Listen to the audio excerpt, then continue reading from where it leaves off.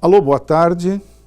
Tema atual e que nos aflige é a chamada crise que vivem os municípios em todo o país, notadamente em regiões em que a industrialização não age tão forte e que, por vezes, o agronegócio também deixa de corresponder, em razão dos mais variados fatores.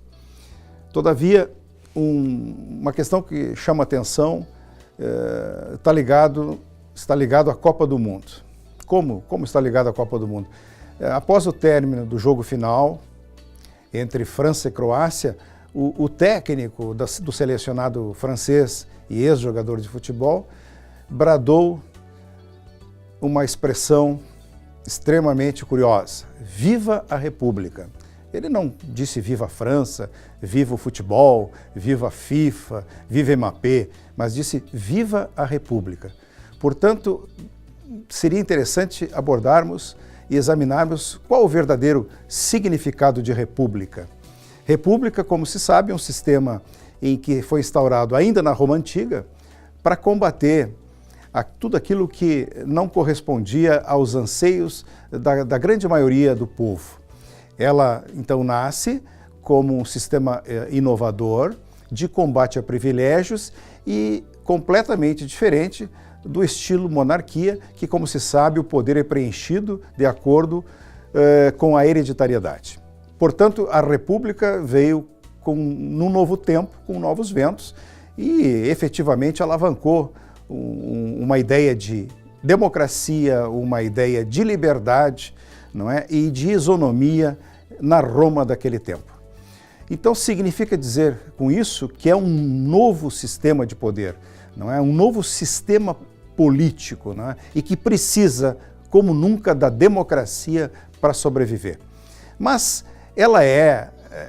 a República, na sua plenitude, um sentido também de combate e de contenção de desejos. Não é? E como é que isso é realizado? Como isso é feito, essa contenção de desejos ou dos maus desejos? Não é? Ela é instaurada e instalada e trabalha sempre por evidente, a ideia de democracia, mas, sobretudo, assentada em princípios éticos. Nada melhor do que a ética para fazer essa contenção. E a verdadeira democracia e a autêntica república pressupõe, então, a gerência e a gestão da res, isto é, coisa do latim, da coisa pública. E como se deve encarar a república? Como se identifica uma verdadeira república? A verdadeira república se identifica à medida em que pode-se ter um número menor ou um valor menor em cima da própria lei e um número maior de virtudes do cidadão e da própria cidadania. Portanto, mais cidadania, né, mais virtudes individuais e um número menor de aparato jurídico ou de aparato legal. É por isso que o sistema brasileiro, ao pedir, ao se socorrer, ao reivindicar uma reforma ampla tributária e uma descentralização de recursos pela União, logo socorre-se os doutrinadores, os debatedores, os políticos, os técnicos, logo se socorrem da ideia de sonhar com a instauração de um verdadeiro pacto federativo. Este pacto federativo tem uma ambiência absoluta e total com o ideal de república. Portanto, a crise municipal ou a crise dos municípios, e no caso de Cachoeira é muito patente isso, necessita de uma reforma verdadeira em relação àquilo que chamamos de pacto federativo. A concentração de recursos hoje, de todos os municípios do Brasil, que somam mais de 5 mil, anda aí ao redor da casa dos 400 bilhões de reais. Isto significa 1/4 do movimento fiscal. E, no entanto, a chegada desses recursos aos municípios, são ínfimos.